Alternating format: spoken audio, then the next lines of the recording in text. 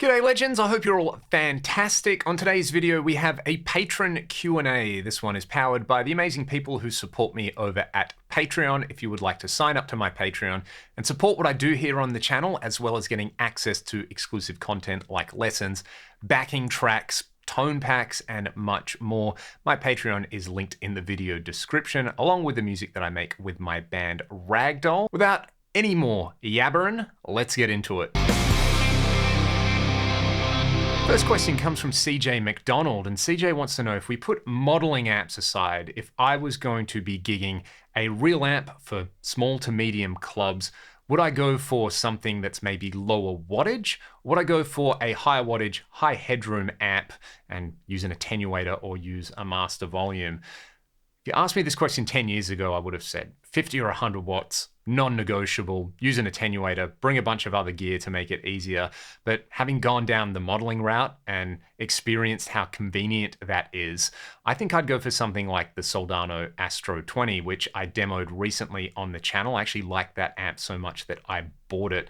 It not only sounds fantastic, but the ability to scale it down. It's 20 watts with 6v6 tubes in there. It's still plenty loud, but having the XLR output on it with cab IRs is awesome. I just loaded up my own IRs. If you go and watch the video on that one, I run through the whole process. It's got MIDI, so it's really easy to integrate with other pedals. Honestly, something like the Astro 20 and then maybe 2 or 3 pedals on a pedal board mounted on top of the amp with a little S-Step MIDI controller or something like that would probably do more than I ever need. Or the Astro 20 with like a Boss DD8 in the loop and an SD1 in front would be absolutely awesome as well.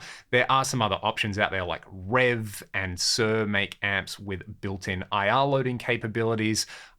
For what I do, a lot of travel gigs where you can't take too much gear, the Astro is about as big as I would ever want to go there. I still love my fractal modelers, and they're absolutely amazing to use live. But if I did want to go back to, say, using a real amp and a real cab on stage, I'd go with that. For doing rock stuff, I think if I was doing a blues gig, I'd probably just use a deluxe reverb or something equivalent to that and throw a few pedals in front of it, or even the little Blues Junior that I used to gig with years ago. Blues Junior, 2 tube screamers, one always on and one for a boost, was an awesome rig back in the days. So yeah, as much as I love the sound of 50 and 100 watt amps, you know, they do have a very particular sound, whether you put that down to the way they're designed or big iron. I think playing live, having control is something that I value a lot. Next question comes from Craig Dubler. Craig wants to know my thoughts on using tube preamp pedals live. Are they something that would work live in my opinion, or are they more suited to the studio? So Craig's talking about stuff like Victory V4 or the Kraken. I actually have a video coming with the Kraken preamp pedal. Big shout out to my buddy Chris Brennan for letting me borrow that one. Having used that, I can see how it would be totally viable in a live situation. My personal preference though is, you know, if I'm gonna have a preamp section for an amp, I want it to be set and forget, and I generally want it out of the way of my big dumb feet. That would be my main hesitation. And I'm sure most people listening to this would say, but you know, the knobs are on the floor. What are you gonna do with that? So I think they're totally viable. I think they can sound absolutely fantastic. Some of the Kingsley preamps I know are very highly regarded as well. I'd like to try some more of those. I've tried their, I think it's the Page, the Boost one, which is a great sounding tube boost. I'd love to try the fully featured tube preamps. And there's also options like the Friedman IRX, which I demoed recently. And again, I love that because it gives you the ability, if you want to use the effect send and send it to a power amp and cab, sounds killer, but you've also got built-in power amp simulation and IR loading on there, so you can run the rest of your rig direct. I think that's very much the future with a lot of this stuff. In the same way, most modeling devices have at least a basic USB audio interface. I can see a lot of these preamp pedals and preamps and amps in general having IR loading capabilities as just a standard feature. Next question comes from Mark Carlton, and being an Australian, when I see Carlton, I just want to say Mark Carlton. Aussie Rules fans will know exactly what I'm talking about there. I'm not a Carlton Blues supporter, by the way. I don't try to hold that against me. But Mark's got a few questions. The first one is, my favorite PRS guitar at the moment, and if I was going to recommend a PRS for somebody to try as their first taste of it, it's the DGT. You all know I love this guitar so much. I bought it last year. Shout out to my buddy Roy for selling me this DGT. It is Just a beautiful, superb instrument that inspires me every single time I pick it up. I get up every day and I look forward to playing this guitar. You can also see the Gold Top SE DGT, which I think compares very, very well indeed. And I do have a comparison video coming between them. I'm just trying to work out the exact best way to do that so that you can get the best idea of the tones and the specs in there. Talking about gear specific things as well. This one comes from friend of the channel and amazing patron Roger Lamson from Rubato Guitars. If you haven't checked out my video with the Rubato Lassie, go and do that.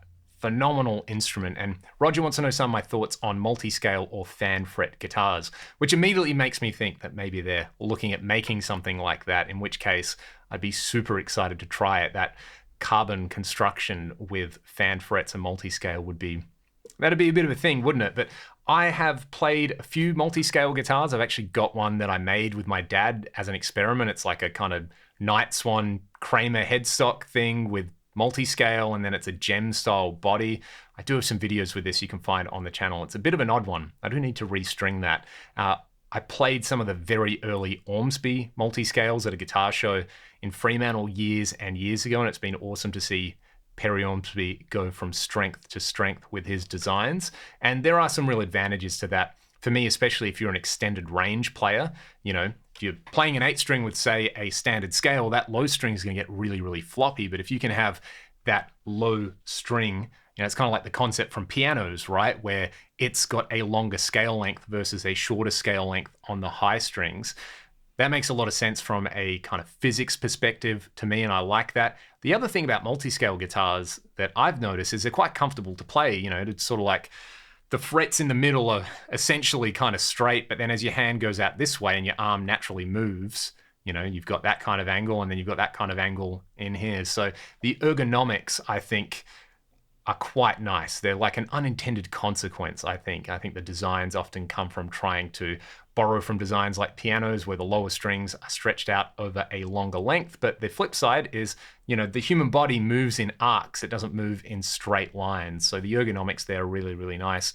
Obviously, the challenge is there if you're building these guitars out of wood and wood likes to move and all those kind of things, that can be a bit fiddly. So having composite materials and something like carbon fiber that's incredibly stiff and strong on a multi-scale would be pretty amazing, Rog. If you're thinking about trying it, please do. I would love to see what you guys come up with. Next one comes from Rutger. Wants to know my favorite movie soundtracks. Rutger, I'm going to give you 3 in order from 3 to 1. These are just the first 3 that came to mind that I will happily listen to any time of the day. Number 3, I'm going to go with the amazing Blade Runner soundtrack by Vangelis. The synth sounds on there, the atmosphere, the way it pairs with the visuals is breathtaking, and I'm basically always in the mood to listen to that one. For number 2, see, this is a good one because there's quite a few that immediately popped into my head where really the soundtracks are just a bunch of tunes by my favorite bands that happen to end up on a movie soundtrack. But I'm going to go for something a little left field. It was a pretty decent movie. I don't think I'd ever say it's a great movie, but the soundtrack from the movie Oblivion, it's got Tom Cruise in it, and M83 did the soundtrack. I really, really like that particular soundtrack. There's some really, really cool kind of synthy EDM elements on there, some orchestral elements, and the ending song, the title track, has a Scandinavian singer called Suzanne Sundfør on there. She's incredible. The title track on there is one of my favorite songs that's come out in maybe the last 20 years. And then number 1, I'm going to go with the American Beauty soundtrack. Thomas Newman is a genius. And, when I first saw that movie as a teenager, it was so compelling. And the music on it just elevates it. It's kind of snobbish as that sounds. The soundtrack elevates the visuals. I think it really does. And that style of composing is something that kind of got me into non-guitar forms of music. And it kind of got me into things like minimalism, composers like John Adams and Steve Reich. Thomas Newman's amazing. Everything Thomas Newman has ever done is great. But in particular, American Beauty, it's one of my favorite movies as well. So they would be my 3 picks today. Might change tomorrow. I don't know. Let me know your favorite movie soundtracks in the video description. The biggest live SNAFU, great term, and the lessons that I learnt from it. There's many things that come to mind here. I'll list a few. One was the second tour of the US we ever did, and I feel like I really kind of got my stuff together by this point. Like I knew what would and wouldn't work live. My rig was efficient. I could get it up and down really easily. Felt like I kind of belonged at that point, and we played this festival. And I got there, unpacked my rig ready to play, and I saw that the power supply for my Eventide time factor, which was the delay I was using at the time, still love that thing. One pedal I kind of regret selling, but I've got the H90 now and it does all that kind of stuff and a lot more. I digress. I had left the power supply for it at the last gig, and it's one of those weird center positive power supplies, so I couldn't just, use one of the other power supplies for my pedals. And that taught me that you should always have at least 2 backups on tour. And I remember saying to my buddy Kenny, who was playing in a band at the time, I was like, oh, I've lost my power supply. And he goes, oh, I've got a spare foot switch, thinking I needed a foot switch for my amp. So we like sprinted, this is maybe 20 minutes before we have to play. I remember sprinting to his trailer, took us about 10 minutes to get there, open up his band's trailer. He's like, is this what you need? And it was a foot switch for a PV5150. And poor Kenny, I just remember looking at it and went, nah, bro, sorry. And then I sprinted back and I managed to get back in time pretty much to plug my guitar in. It's like, all right, we're good to go. I was drenched in sweat. It actually kind of worked in my favor because, all the nerves I had were well out of my head, but always carrying a backup in that kind of case. And I did that from that point on. I immediately went and bought extra power supplies and extra cables and just made sure that all worked. I'm going to pull up stumps for this particular video. If you would like to see the rest of the Q&A, it has been posted on my Patreon for my patrons. If you want to join that Patreon, again, it's linked in the video description. You can submit questions. You can ask me questions via private message. And again, you can get access to all the backing tracks, the exclusive videos, tab, and a bunch of other fun things as well. Regardless, I massively appreciate everybody who continues to support the channel, whether it's my patrons, the people who've gone and bought music and merch from my band Ragdoll, or the people who just watch the channel and take the time to like the videos, tell their mates about it, and subscribe. We're coming up on nearly 100,000 subscribers, which is absolutely incredible. I do not take this for granted. I'm so lucky to be able to sit in here all day and noodle and talk to a camera and interact with all of you people. So please take care of yourselves, be good to one another, go and dial in some greasy guitar tones today, and I will see you all on the next one. Cheers.